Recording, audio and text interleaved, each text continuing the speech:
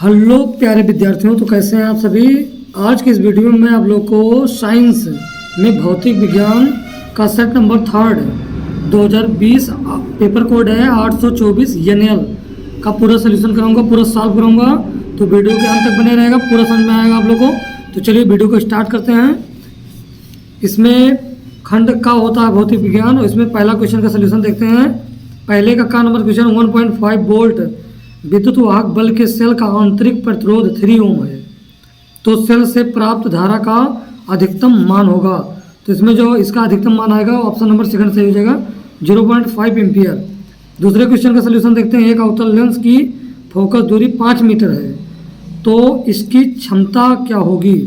तो इसकी जो क्षमता आएगी वो -0.2 डायोप्टर आएगी। ये ऑप्शन सेकंड वाला सही हो जाएगा। अगला क्वेश्चन इसी में पहले का नंबर है।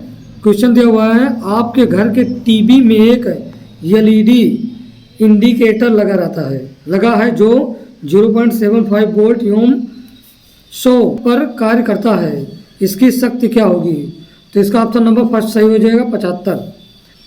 घ नंबर क्वेश्चन का सोल्यूशन देखते हैं। प्रकाश का वेग निम्न में से किस माध्यम में सबसे अधिक होता है। निर्वात में प्रकाश की चाल सबसे तीव्र होती है। चलिए अगले क्वेश्चन का सोल्यूशन देखते हैं। अगला क्वेश्चन है, एक छात्र कक्षा में श्यामपट्ट पर लिखे अक्षर को ठीक से नहीं देख पा रहा है, तो इसकी आंख में कौन सा दोष है और इसको कैसे दूर किया जा सकता है। तो आइए इसका सोल्यूशन देखते हैं। छात्र को निकट दृष्टि दोष है, इसका संशोधन या निवारण अवतल लेंस द्वारा किया जा सकता है।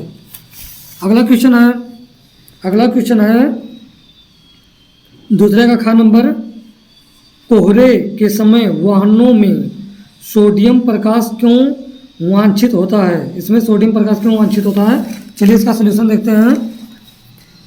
सोडियम लैंप पीले रंग का प्रकाश देता है। जब सोडियम लैंप एक लाइन पर प्रकाशित होती है तो पहले हल्के गुलाबी रंग का प्रकाश देता है, फिर धीरे धीरे पीले रंग का देने लगता है। क्योंकि कोहरे में रंग का परिकीर्णन अधिक होता है, इसीलिए वाहनों में पीले सोडियम प्रकाश वांछित होता है। मतलब कोहरा पड़ता है ना, तो उसमें जो प्रकाश का परिकीर्णन होता है इसमें सबसे ज़्यादा देखने को मिलता है। चलिए अगले क्वेश्चन का सोल्यूशन देखते हैं।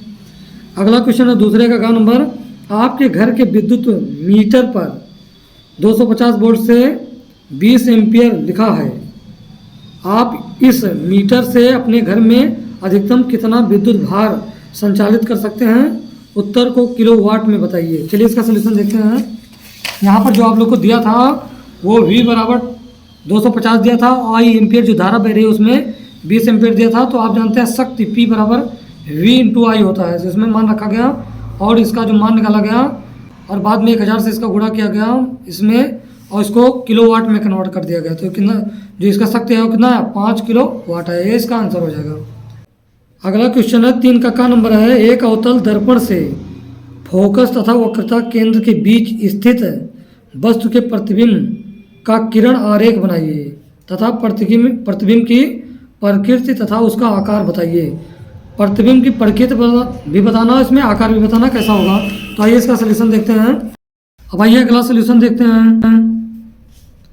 अगला क्वेश्चन है तीसरे का 8वां नंबर, श्वेत प्रकाश का प्रिज्म द्वारा वर्ण विक्षेपण की घटना को चित्र द्वारा समझाइए। किस रंग की किरण सबसे अधिक विचलित होती है। तो आइए इसका सोल्यूशन देखते हैं। जैसा कि आप लोग को यहाँ पर दिख रहा है, वर्ण विक्षेपण हेडिंग डाल के ऐसे लिखेंगे, जब श्वेत प्रकाश की किरण किसी प्रिज्म पर आपतित होती है तो प्रिज्म द्वारा वो अपने 7 अवयवी रंगों में अपघटित हो जाता है। इस घटना को वर्ण विक्षेपण कहते हैं। तो जब भी हम प्रकाश को किसी प्रिज्म पर आपतित कराएंगे तो 7 रंगों में विभक्त हो जाएगा, जिसे हम वर्ण विक्षेपण कहते हैं। यहाँ पर आप लोग को फिगर बनाया गया, आप लोग इसका स्क्रीनशॉट लेकर लिख लीजिए। ये श्वेत प्रकाश है, यहाँ बैगनी रंग का परिकीर्णन अधिक होता है, जैसा कि यहाँ पर चित्र में दिखाया गया है। चलिए तीसरे का ख नंबर क्वेश्चन का सोल्यूशन देखते हैं। निम्न परिपथ में प्रवाहित होने वाली धारा का मान ज्ञात कीजिए तथा सेल के सिरों के बीच वोल्टता ज्ञात कीजिए। तो यहाँ पर फिगर जैसा कि आप लोग को दिख रहा है, चलिए इसका सोल्यूशन देखते हैं। यहाँ पर फिगर आप लोग को दिख रहा है, वही फिगर बनाया गया जो आप लोग के क्वेश्चन में दिया था। यहाँ पर 2 ओम व 3 ओम श्रेणी क्रम में जोड़ने पर, यहाँ पर 2 ओम और 3 ओम को श्रेणी क्रम में जोड़ने पर ये दोनों रेजिस्टेंस इसका जुड़ा है, तो 2 ओम 3 ओम को जोड़ने पर रेजिस्टेंस कितना है 5 ओम आ गया, और यहाँ पर दिया 10 ओम। 10 ओम तो समांतर क्रम का फार्मूला ये होता है, और मान रखा गया, यहाँ पर सॉल्व किया गया। आगे देख रहे हैं समांतर क्रम में जोड़ने पर, तो इसको समांतर क्रम में जोड़ा गया और मान इसका रखा गया, तो सॉल्व किया गया। R बराबर 2.5 ओम आ गया। तुल्य प्रतिरोध यहाँ पर सबको जोड़ा गया तो 4 ओम आया। और आप जानते हैं I बराबर V/R होता है, और यहाँ पर B और I का मान रखा गया, तो I बराबर कितना आ गया 3 आ गया। सिलों के बीच जो वोल्टता होगी V बराबर IR, यहाँ से मान रखा गया और सॉल्व किया गया, तो और रेजिस्टेंस को जोड़ा गया, तो ये इसका आंसर हो जाएगा। चलिए तीसरे के खा का अथवा नंबर क्वेश्चन का सलूशन देखते हैं। तीसरे के खा का अथवा नंबर क्वेश्चन है, आपके घर में प्रयुक्त 1.5 किलोवाट का एक एयर कंडीशनर प्रतिदिन 10 घंटे चलाया जाता है। प्रति माह 30 दिन खर्च होने वाले विद्युत ऊर्जा का मूल्य ज्ञात कीजिए। यदि प्रति यूनिट विद्युत मूल्य 7 रुपये है, 1 यूनिट का 7 रुपये लगता है, तो खर्च होने वाले विद्युत ऊर्जा का मूल्य ज्ञात करना है। तो चलिए इसका सलूशन देखते हैं। आप जाने यहाँ पर लिखा गया एयर कंडीशनर 1.5 किलो वाट का है, एक दिन में प्रयोग 10 घंटे एक दिन में यूज होता है, और प्रति माह प्रयोग मतलब 30 दिन यूज होता है, तो 10 से गुणा किया गया तो 300 आ गया।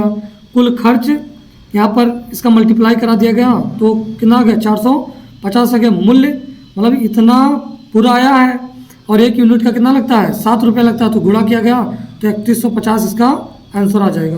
तो इसमें जो टोटल खर्च होने वाली विद्युत ऊर्जा होगी वो कितना होगी 3150 होगा, ये इसका आंसर हो जाएगा। चौथा क्वेश्चन है प्रत्यावर्ती धारा एवं दिष्ट धारा में अंतर। तो चलिए चौथे नंबर का क्वेश्चन का सलूशन देखते हैं। प्रत्यावर्ती धारा और दिष्ट धारा में अंतर क्या होता है ये समझते हैं।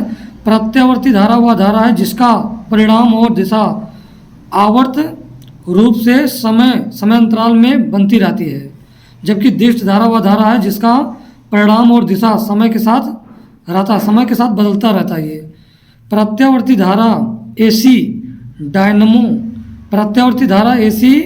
डायनमो द्वारा प्राप्त किया जा सकता है, जबकि दिष्ट धारा प्राथमिक स्लो द्वारा DC डायनमो द्वारा प्राप्त किया जा सकता है। प्रत्यावर्ती धारा में ट्रांसफार्मर का प्रयोग होता है, जबकि दिष्ट धारा में ट्रांसफार्मर का प्रयोग नहीं होता है। तो ये आगे वाला क्वेश्चन ये आप लोग के सिलेबस में नहीं है। इसमें दिया हुआ अथवा नंबर इसका, किसी चुंबकीय क्षेत्र में स्थित धारावाही चालक पर लगने वाले बल की दिशा ज्ञात करने का नियम लिखिए। और अगला भी क्वेश्चन सिलेबस में नहीं है, तो ये लास्ट क्वेश्चन है। चलिए इसका सलूशन देखते हैं।